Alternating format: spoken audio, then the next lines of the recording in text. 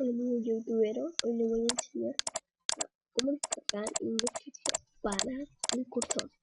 Este efecto es de agua. Primero vamos a link que le voy a dejar. El link es mío.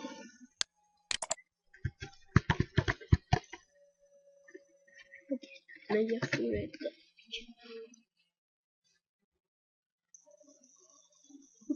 Ustedes lo descargan, pero yo no lo voy a descargar porque yo ya lo tengo.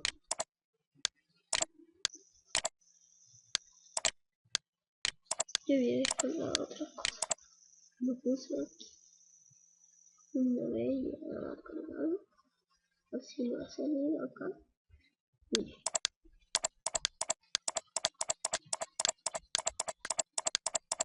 Bien. Bueno, adiós, amigo youtuber.